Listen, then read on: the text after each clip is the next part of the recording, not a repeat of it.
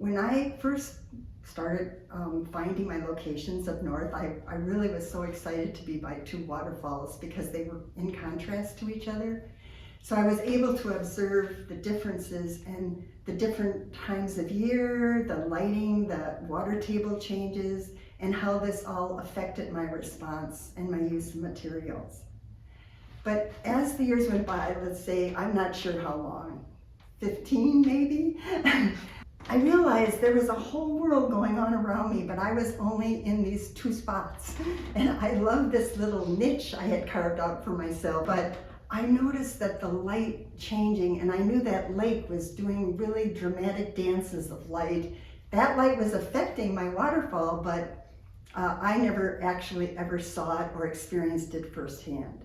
What I usually would do was do a lot of sketches when I first arrived on location and then begin the painting. But I decided at that point, it was time for me, it was okay to move on. I decided to change my approach using these smaller sketchbooks, limiting my material to watercolor and pencil. I wanted watercolor because I had to move with the liquid of the movement, created kind of a rhythm with the material and what I'm seeing. And then a pencil, believe it or not, a mechanical pencil, slowed me way down, and I could do line drawings that were more about the contour and the formation, much more focused. So in the sketchbook, you'll notice it starts out as a square, and then you open it to a rectangle.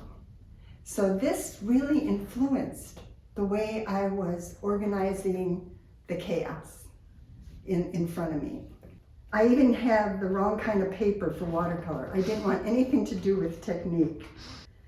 So one afternoon in October, I went farther north to get more away from the people, and I found this trail on the Superior hiking trail. And I walked from the road, and there was this whole area that was fallen birch trees. And this is right before the more denser forest.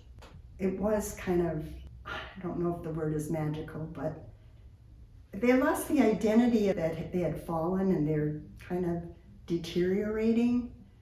They became like these beautiful white shapes, just kind of in between and surrounded by this beautiful golden plant life. So for me, I just was kind of mesmerized. I think it was mostly the light, really.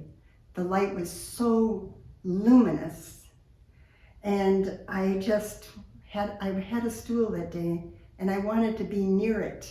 So I sat in amongst this, I'm going to call it glow, and I looked into a fallen root system, the organic nature of the plant in contrast to the more angular root that had more texture. But they were worked together. It was like an interplay of overlapping. So I spent the whole afternoon there. And that was my last day, of course. And the next year, I got a residency at Grand Marais Art Colony, and I got to spend 3 weeks.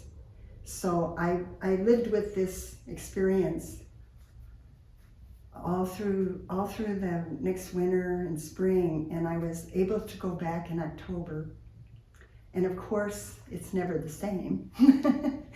I kind of enjoy places that have some chaos, where I'm finding the structure or my way of ordering it. So it's a lot about rhythm and how you move through those spaces.